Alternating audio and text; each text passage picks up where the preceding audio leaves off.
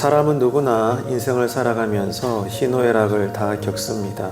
그런데 오늘 말씀을 보니까 이런 인생을 살아가는 우리에게 하나님은 이렇게 명령을 하셔요. 항상 기뻐하라는 겁니다. 사실 이것이 가능한 말씀입니까? 기뻐하라. 그것도 아니고 항상 기뻐하래요. 어떻게 이것이 가능하겠습니까?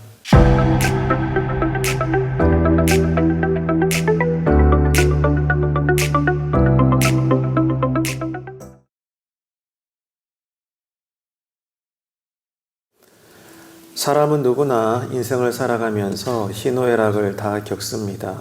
누구도 예외가 없죠.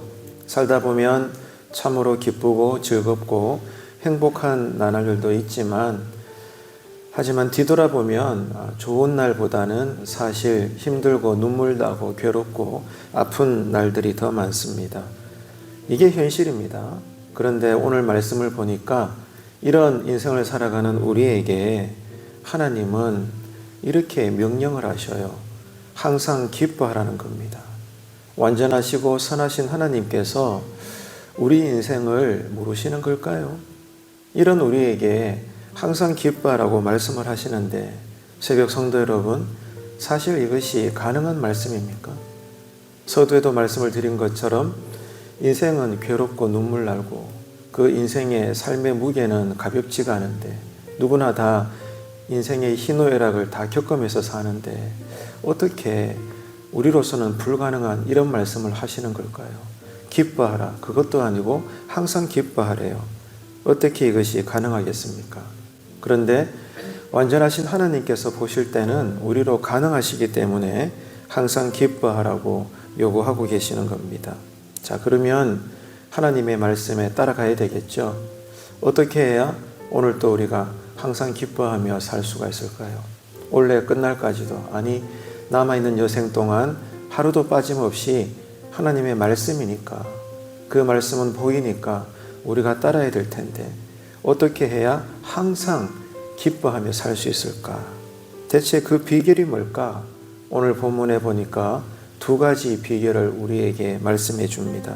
그래서 오늘은 이 비결을 우리가 이해하고 그러므로 순종을 해서 놀랍게도 하나님의 명령대로 우리가 어떤 처지에 있든지 항상 기뻐하며 살아내시는 복된 성도님들의 삶이 되시기를 축복합니다. 첫 번째 비결은 이겁니다. 관용하는 마음으로 사람들을 대하라는 거예요. 네. 나와 기질이 다르고 방법이 다르고 내가 좋아할 만한 사람, 또 싫어할 만한 사람 다 있지 않습니까?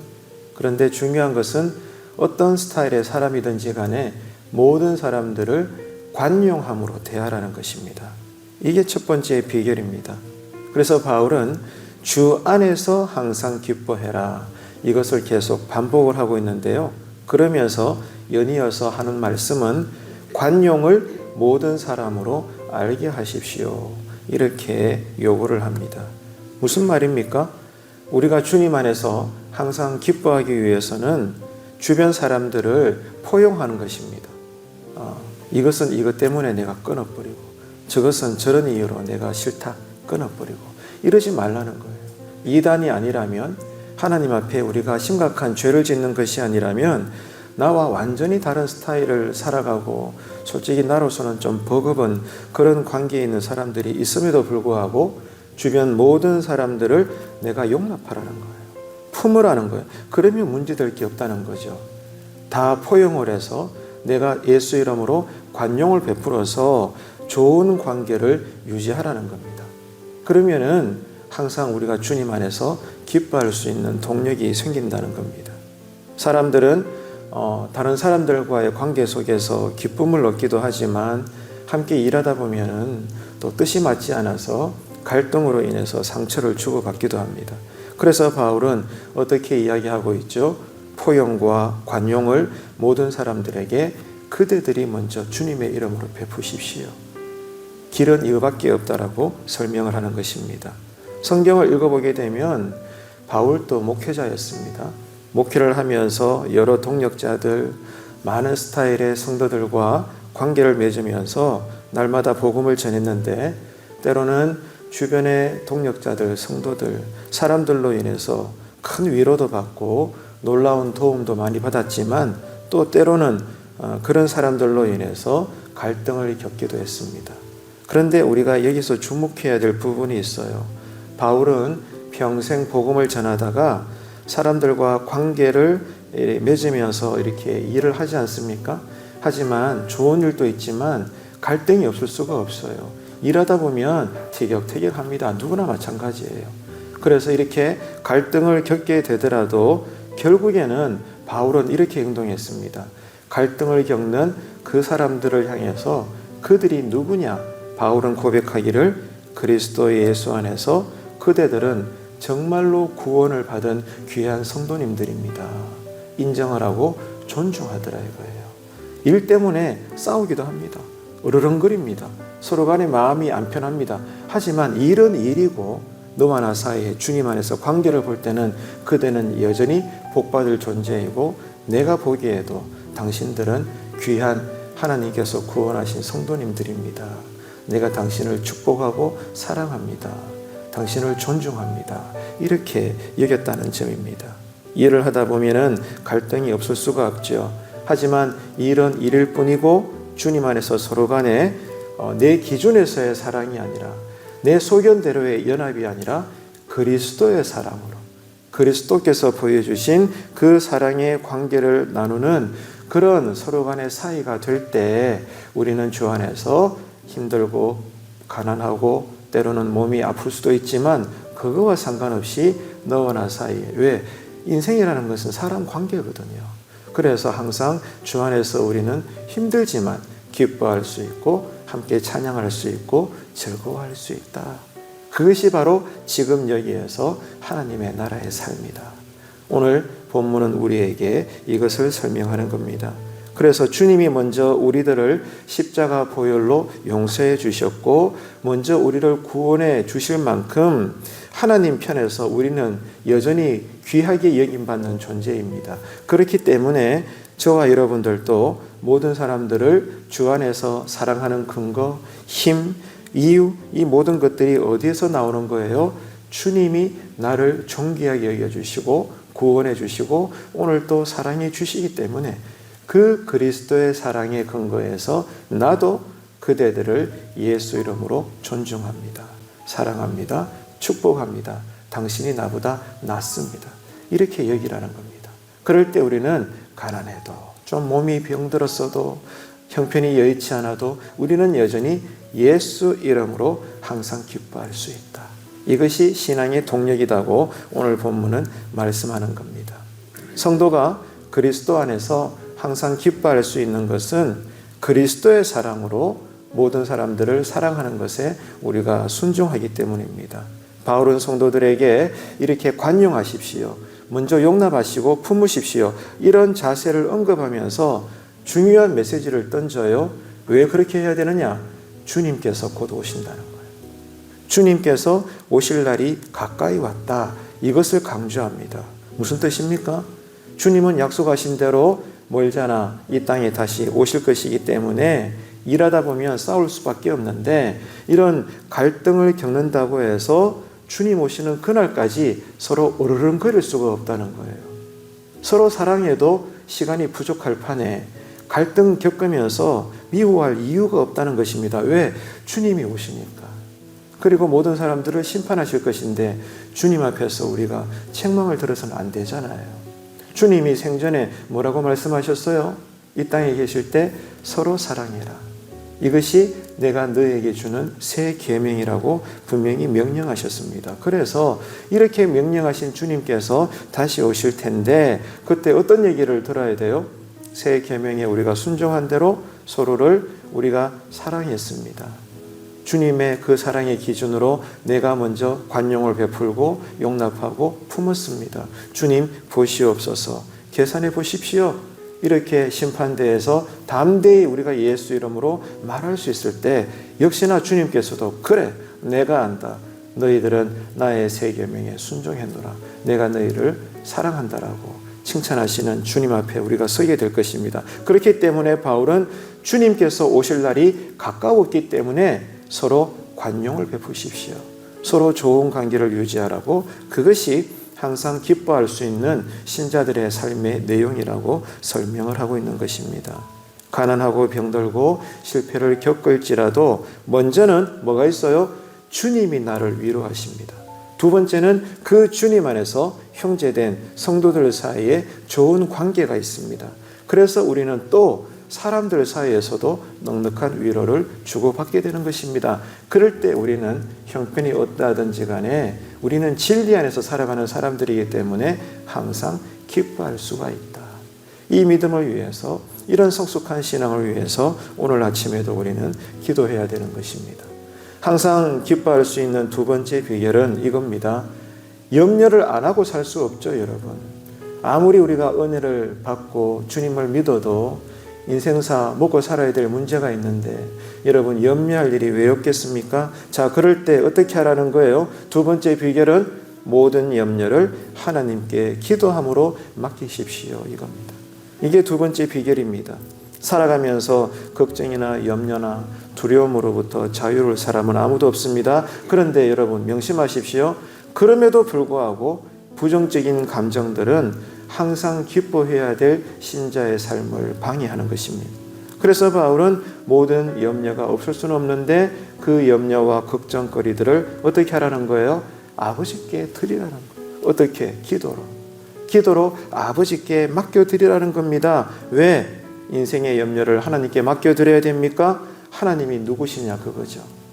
하나님이 누구신지를 알 때 인생의 어떤 큰 염려거리라도 우리는 당신께 맡겨드리게 됩니다. 그 하나님이 누구예요? 전지전능하신 살아계신 분입니다. 그런데 더 놀라운 것은 그 전지전능하신 신이, 하나님이 우리에게 누가 되세요?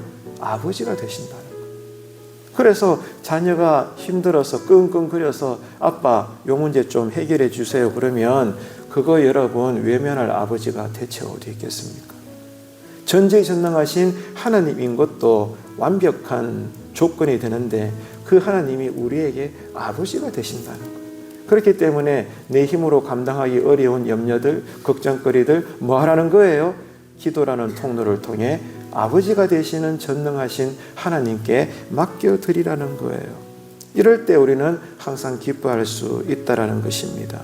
그래서 성도는 아버지가 자녀에게 당연히 응답하여 주실 것을 어떻게 해요? 믿고 기도하는 것입니다. 따라합시다. 믿고 기도합니다. 아멘이십니까? 이게 뭐예요? 믿음입니다. 이게 내가 예수를 잘 믿는 믿음의 증거인 것입니다. 그런데 여기서 바울의 중요한 가르침은 이겁니다. 하나님께 어떻게 기도해야 되는가? 감사함으로 구하라는 거예요. 의심하지 말고 감사함으로 하나님께 올려드리라는 겁니다. 보통은 어떻죠?